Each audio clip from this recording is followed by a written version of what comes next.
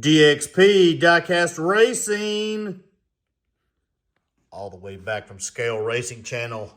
The two big super heavyweights right here that went at it. Did not win, but that's okay. Did really well. Both cars did pretty good against a huge field. This guy ended up fourth in his bracket. This guy went out a little bit earlier than I wanted him to, but that's okay. I have not put these back on the track since. Let's put them on the track. Let's see what happens. Have not touched them. I just opened them up. I'm gonna put the old funny car over here in lane 1 and put this big old limo in lane 2. Let's just see what they're running when they come home. Ready, set, go.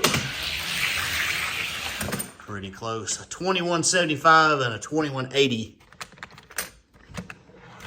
Not too bad. A little bit off the mark right there, especially for the limo, but that's what I would expect when you weigh 100 grams.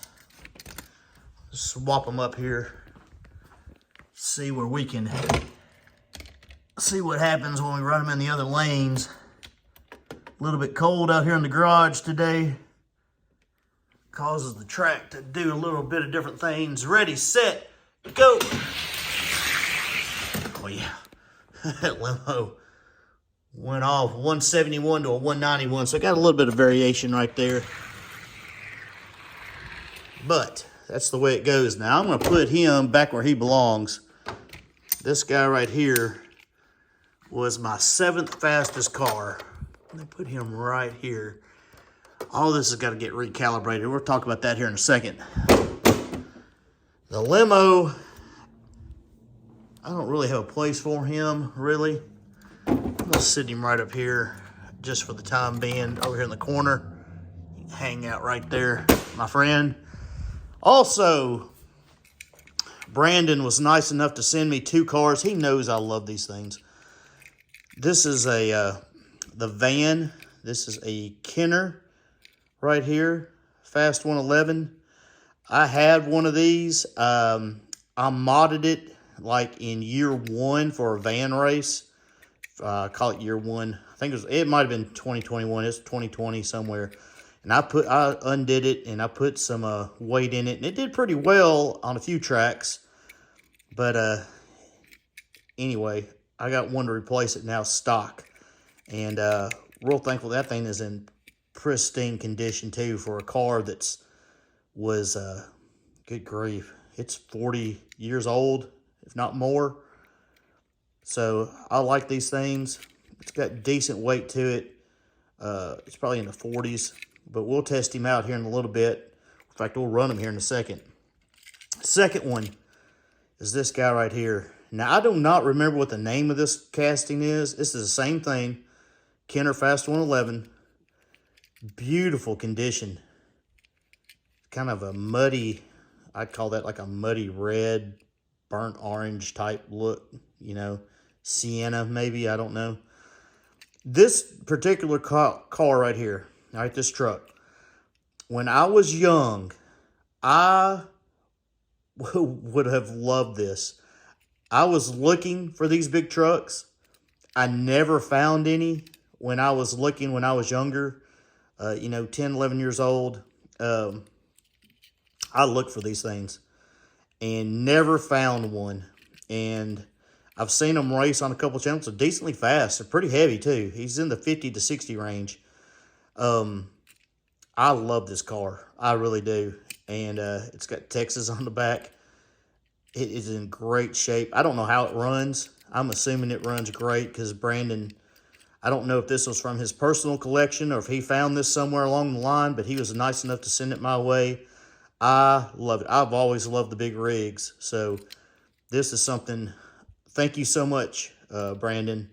I really appreciate it. So, wow.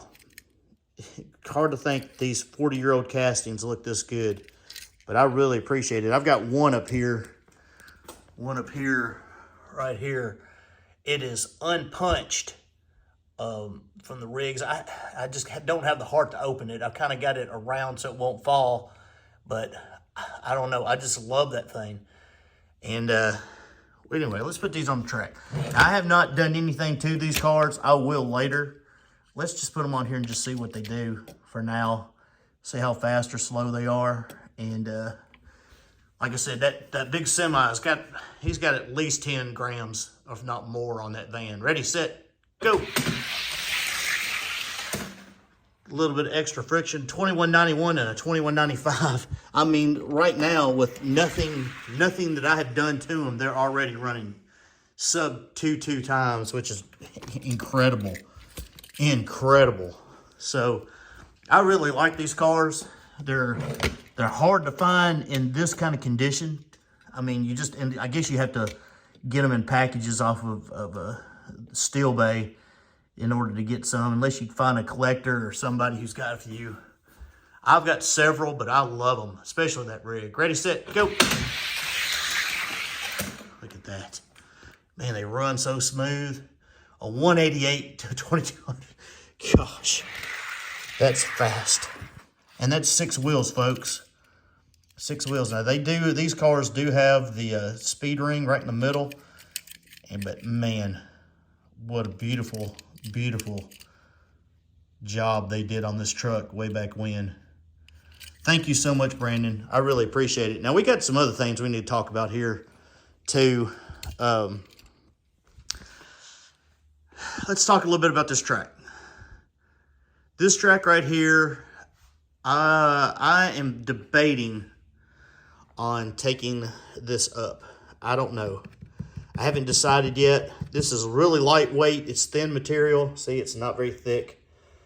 Debating on taking this up, maybe put something a little bit sturdier down. I haven't decided yet because this is doing the job. I'm just not sure. The hill, I'm pretty happy. I don't know if y'all have ever seen this from the side. Here, I'll give it. That's the hill, okay? Believe it or not, it's only 2 feet from here to the flat, okay? It's only 2 feet. It's not as tall or as big as you would think it is, okay? One thing that I really want to do is get rid of this and put an automatic starter under here somehow, rig it up.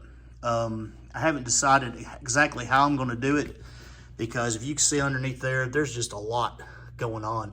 I put this big heavy duty one on here and this one back here in the back to prevent any kind of shock, you know, so you don't get the shock when you drop it. And I put the indicators and the junk on there and you're not getting anything. So, but I know I've gotten a little bit of mismatch in the lanes, and I know everybody does, and it's hard to get out. So, and it goes between, when you're in the garage, you're subject to all the heat and the cold. So, I'm just not exactly sure how I'm going to go about doing this. Well, I don't know. So, and I got something else too, and here, let me just pause and I'll show you. All right, I'm back. One thing I've got to do is I've got to recalibrate all of these cars in these cases, and it's a process. You got to dust up all the cars back and try to get them back where they've kind of fallen out of order, where some cars have gotten faster, some cars have gotten slower. And I haven't done it yet. This is my top 48 cars right here. And then I go down, break them down to my weight classes. So, see, it's a lot of dusting. It's a whole lot of effort and work that has to be done for all these weight classes. These are the ones over here that have got potential to get back into the cases. I just haven't worked them yet. So I've got to do that. And before I can do all that, well, I went and did something. I bought some of this. This is a 50-foot seamless track. It's got the cars in it. There's the Firebird. There's I think that's a Challenger over there. So I've got to put this stuff down. And in order to, I don't want to calibrate and then have to come back and recalibrate when I put this down. So I've got to get this stuff laid, but you know, everybody knows that it's curled up in here and it's got a lot of memory, and it's going to want to do everything it wants to do. I have been very hesitant about putting this down. Brandon from Scale Racing, again, cut all this track for me, and it works great. I mean, it works great. It has done several things. It has prevented, when I first put the first track down, I was getting a lot of bow. I'd come out and sometimes you'd have one of these, and and you'd have all kinds of, and they'd be separated and everything at the seams. But I had a lot of stuff underneath it. I had a lot of Velcro and a lot of other junk underneath it to try to help it. And what I've done, the only place I've got any kind of Velcro at all is right up here on this hill. And it's just very sparse. I think you may be able to see it underneath the track, like right here. It's very, very sparse. This stuff is pretty much just laying there. And it's got the divider in the middle and on the side. So it's kind of encapsulated here, captured. So it can't really go anywhere side to side, which is great. But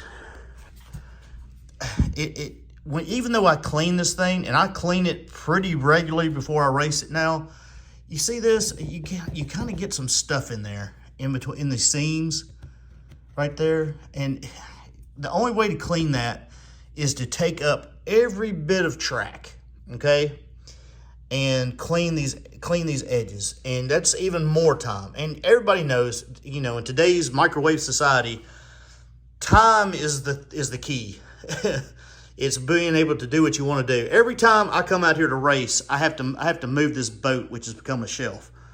So I've got to do something. So if I go with the seamless, I can keep it pretty clean, better clean than I can right now. And I just worry about it moving so much.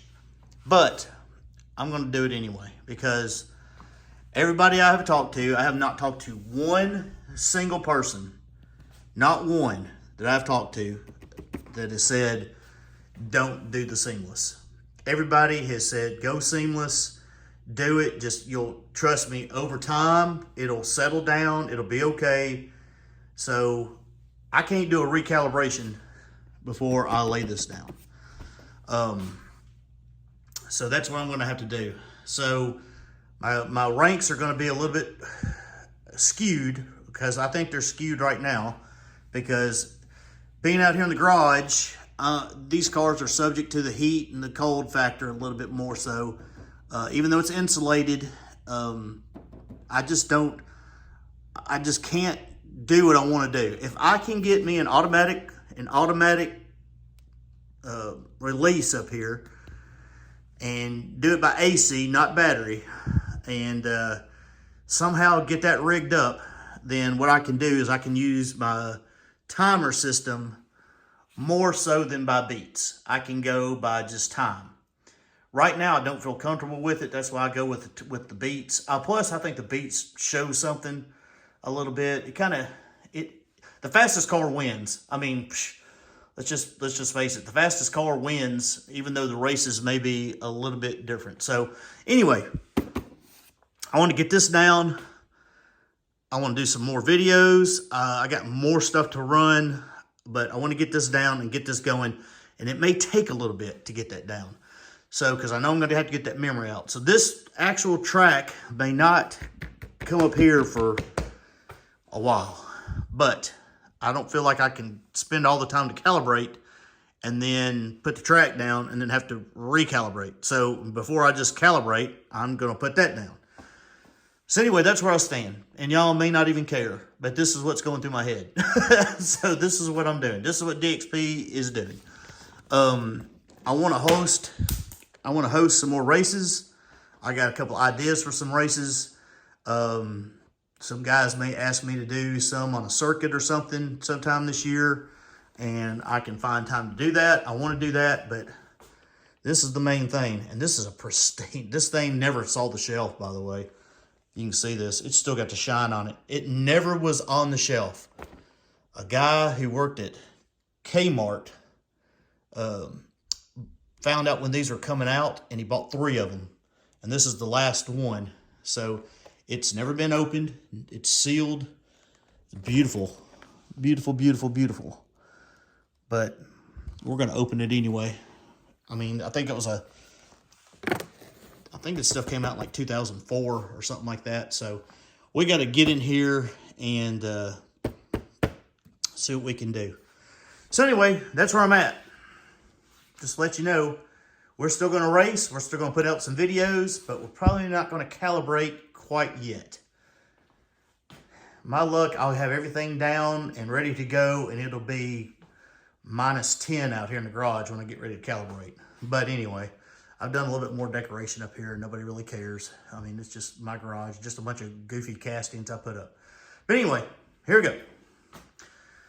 That's what we're doing. I'm going to pick this up down here. DXP, Diecast Racing. This is where we stand. Let's see where we go in 2024. See y'all guys on the track.